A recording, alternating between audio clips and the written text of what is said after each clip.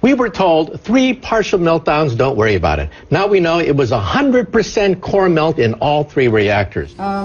Japan is, by orders of magnitude, many times worse than Chernobyl. Never in my life did I think that 6 nuclear reactors would be at risk. Well, Tepco is like the little Dutch boy. All of a sudden we have cracks in the dike. You put a finger here, you put a finger there, and all of a sudden new leaks start to occur, and they're overwhelmed, literally making it up as they go along. We're in totally uncharted territories. You get any nuclear engineering book, look at the last chapter, and this scenario is not contained in the last chapter of any nuclear engineering textbook on the planet Earth. So they're making it up as they go along, and we are the guinea pigs for this science experiment that's taking place. All radiation is damaging. It's cumulative. Each dose you get adds to your risk of getting cancer.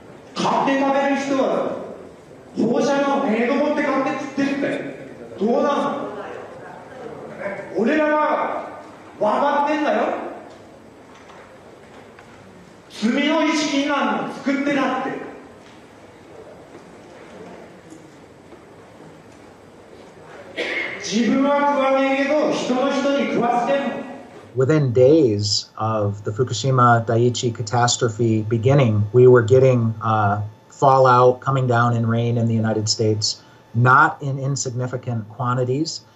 And also, of course, the seafood, not only does the ocean's currents bring the radioactivity this way, but also the sea life itself, the bluefin tuna, migrated from Japan to North America and carried the radioactive cesium in its flesh over here. Wow, not a good time to be eating tuna. The food chain remains contaminated for hundreds or thousands of years, and we'll start seeing lung cancer and leukemia, I think 2 to 5 years from now. And then solid cancers will start appearing 15 to 60, 70 years later. So the ace up the sleeve of the nuclear industry is the incubation time for cancer. It takes a long time for cancers to develop once you have inhaled or been exposed to these radioactive elements. And no cancer identifies its origin. And so there is already a level of cancer in society, but it's going to increase dramatically. The problem is not really under control. It will not be under control for, it's estimated, between 40 and 100 years from now. There's no way to clean it up. They say 40 years, but they can't clean it up. They can't. And the site's still unstable and vulnerable to natural disasters. If there is another earthquake, a serious one, 6, 7, 8 or 9 magnitude, that would rattle all these 1,060 tanks. It would rattle the damaged cores, spent fuel, whose structures have already weakened. Yes. That's a potential very, very serious threat. Approximately 300 tons of water was filtering through the site until early this month, becoming laced with radioactive materials and then seeping into the sea. Another factor is the ever-increasing amount of water accumulating inside damaged infrastructure. Once it makes its way into reactor buildings, it mixes with radioactive isotopes. For months, Tepco workers have been pumping up 400 tons of water every day and storing it in tanks on site. There's 1,060 tanks, stainless steel water tanks, that are holding the water which they keep pumping into the damaged reactors and the spent fuel storage pools. From the air, the scale of the problems at Fukushima become clear. The growing mass of storage tanks now dwarfs the plant itself. More than 1 million tons of highly radioactive water is now stored here. But the tanks have been hastily built. They're made of steel plates, bolted together, rather than welded. Last week, workers detected a major leak in one of those tanks. About 300 tons of water escaped, releasing several quadrillion becquerels of radioactive particles. Experts have often pointed out how vulnerable they are to damage. The tanks, though, have been put together very quickly.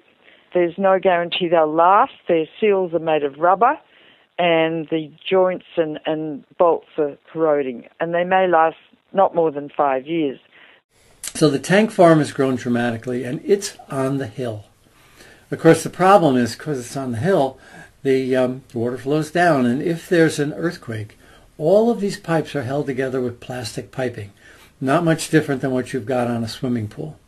So the plastic pipe will snap, and that water will just run right down that roadway directly into the ocean. And how long the contamination has been leaking into the water? Very likely since the explosions and the meltdown at Fukushima Daiichi in March of 2011. Wow, that is quite a long time. Now, how much and what sort of radiation is leaking into the Pacific? I know there's all different types, so if you can explain that in a little detail. Well, clearly what we've seen now is the movement of radioactive hydrogen, tritium, which is a mobile radioactive isotope, but clearly radioactive cesium, 134, 137, strontium-90. We're seeing a full range of radioactive contaminants now moving, which indicate that the damaged cores of these reactors, the meltdowns themselves, are now contributing to the contamination of the Pacific Ocean and groundwater that's moving at about a rate of 300 to 400 metric tons per day. So that radiation has been leaking into the water and polluting the fish continuously for the last 2 years.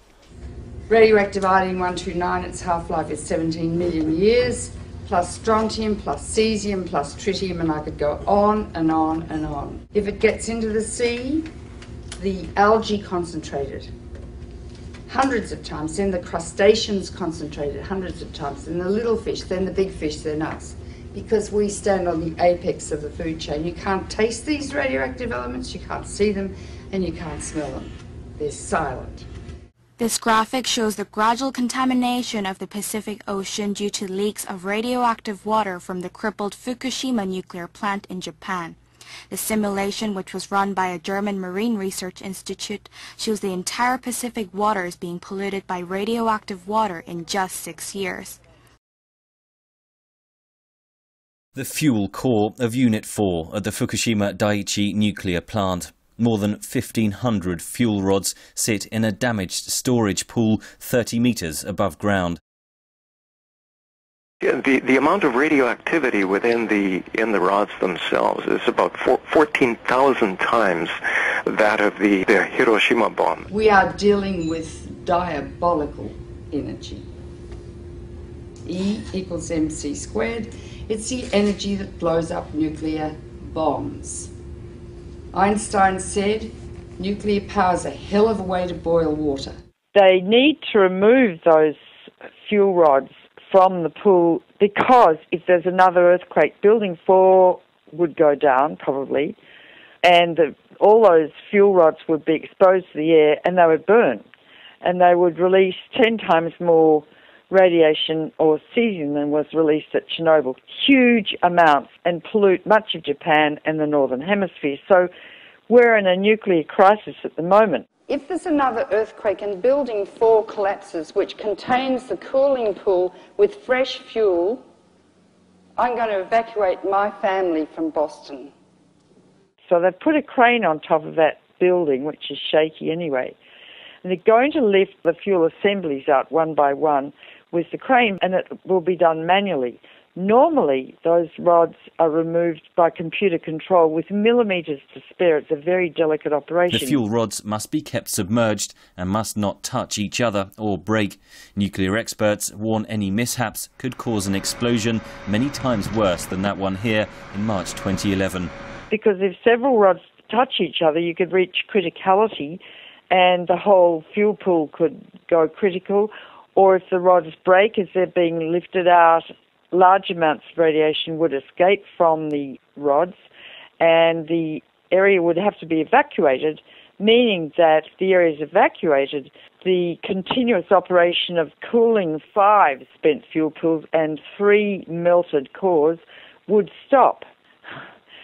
Need I go on?